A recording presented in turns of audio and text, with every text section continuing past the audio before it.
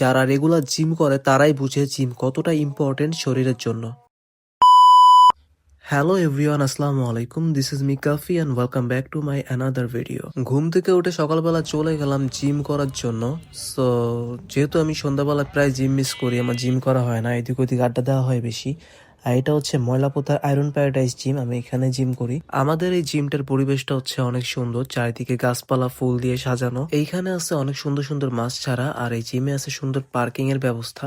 আজকে হচ্ছে শনিবার, আর আজকে হচ্ছে আমার চেস্ট ওয়ার্কআউট। শুধু আমার না, এখানে অনেকেরই শনিবারের চেস্ট ওয়ার্কআউট থাকে। প্রতি শনিবার হচ্ছে আমার জিম মিস যায়। সো আজকে হচ্ছে জোর করে চলে আসছি, যা হবার হবে, আমার জিম করতেই হবে আজকে। আর এটা হচ্ছে আমাদের জিমের ভিতরের পরিবেশ। আমাদের জিমের ভিতরের পরিবেশটা হচ্ছে অনেক সুন্দর, আর আমি জিমে এসে পুশ আপ দিয়ে ওয়ার্কআউট শুরু করি। আমি হচ্ছে এইভাবে 4 সেট পুশ আপ দেই, তারপরে দিয়ে হচ্ছে পুল আপ।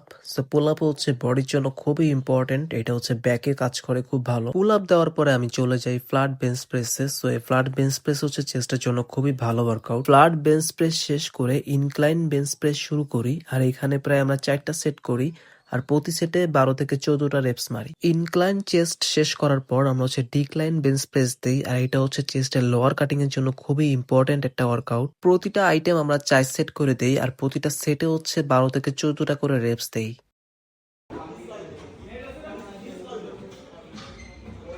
বেঞ্চ প্রেস আইটেমগুলো দেওয়ার পর হালকা বাটারফ্লাই আইটেম মেরে দেন হচ্ছে চেস্ট ওয়ার্কআউট শেষ করে দিব।